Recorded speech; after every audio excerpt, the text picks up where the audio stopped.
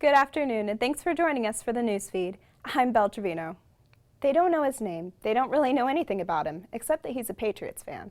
But residents in Derby, Vermont are grateful for a secret Santa who walked into a Walmart store and picked up almost everyone's tab, including the charges on layaway items for customers who weren't even there. Shopper Julie Gates snapped a picture of the mysterious man who paid for her purchases that day as he was walking away.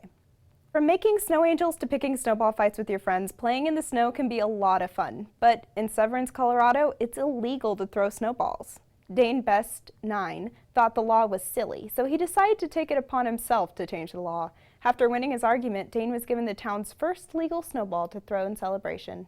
Another current town law only allows a maximum of 3 pets per household, which only includes dogs and cats. So Dane plans to launch a campaign on behalf of his illegal pet guinea pig. A high school newspaper in Arkansas has been suspended after publishing an article investigating the transfer of 5 football players. Soon journalists are speaking out. Katie DeVilla reports. In El Paso, they are treating sewage water that comes from toilets, sinks, and washing machines and sending it back into the tap for drinking water. That treatment system was first introduced for agriculture. Dr. Sanjay Gupta has more. Your favorite leather boots may have lasted a long time, but they're no match for a pair found by archaeologists in London recently. The team discovered a pair of boots on a roughly 500-year-old male skeleton found along the River Thames. The skeleton, still wearing the mostly intact thigh-high boots, was found lying face down.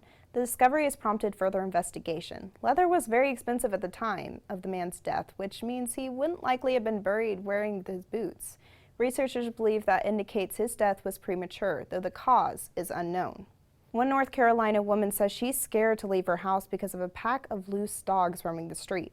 Those dogs attacked a neighbor, and it was all captured on video. Kristen Gutierrez has that frightening video. One California family thought they would get into the holiday spirit on the first night of Hanukkah, but instead they became the victims of a hate crime. But thanks to the holiday spirit in the neighborhood, tensions were quickly at ease. The corporate world, your personal life, and life in general is all connected to the world's social network. The question you should ask yourself is, do you trust the industry? Do you trust the industry to self-regulate?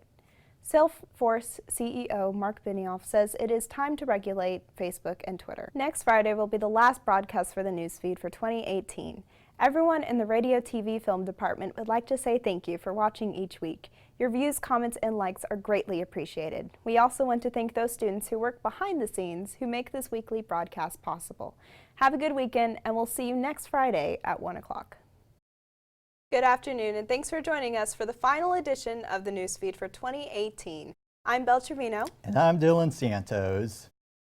They waited and waited and then waited some more. That's how one victim of the recent robbery spree in Dallas described the response time of the Dallas police.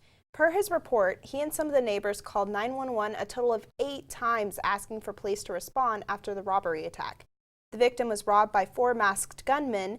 They demanded his wallet and the PIN number for his ATM card. 2.5 hours passed before Dallas PD arrived. The next day, he met with his city council member and Dallas Police Chief Hall. An internal investigation was conducted and confirmed that his call should have been expedited. Police Chief Hall expresses complaints like this are taken very seriously. The man wanted for shooting up a parked car, killing 2 teens, and injuring another last Friday has turned himself in to Dallas police. Lexington Malik, Wright, 18, surrendered to homicide detectives at the Dallas Police headquarters around 6 a.m. Tuesday. He admitted to the shooting and is currently in the Dallas County Jail, booked on capital murder and aggravated assault charges. Texas lawmakers may not have to fix Fort Worth's hefty pension gap with a compromise that includes more money out of pocket for both taxpayers and employees. Taxpayers will likely pay more again in a few years to help keep the fund performing. A plan would cost taxpayers an additional 4.5% and an additional 2.9% annually. Those costs could rise in 4 years if the fund underperforms. The plan maintains a retiree cost of living adjustment, which has been a sticking point for the police and fire unions, while reducing the city's unfunded liability. An accused Russian spy is now cooperating with federal prosecutors. 30-year-old Maria Butina, who the U.S. government claims was a secret agent for the Kremlin, has agreed to plead guilty to 1 count of conspiracy to act as an agent of a foreign government. Sarah Murray has the latest. Every now and then you see a pet that is very out of the ordinary. It might be a person walking a pig, even someone cuddling a python. But chances are you've never seen a pet as unusual as the 7-foot-tall camel that roams the streets of Toledo on his regular walks. You can spend a night at the home where Ralphie from the movie A Christmas Story lived. The 1983 film is set in Indiana, but the famous home that Sleep 6 is actually located in Cleveland, Ohio. Fans can get into the Christmas spirit by booking a visit. The nightly rate is $3,000. 2018 is fully booked, but reservations are open for Christmas 2019. The interior was restored to resemble the film and is showcased year-round for tours. You can visit achristmasstoryhouse.com for more information. Thanks for watching this edition of the Newsfeed. The Newsfeed will return early next year. For now, I'm Dylan Santos. And I'm Belle Trevino. Have a happy holidays and a great new year.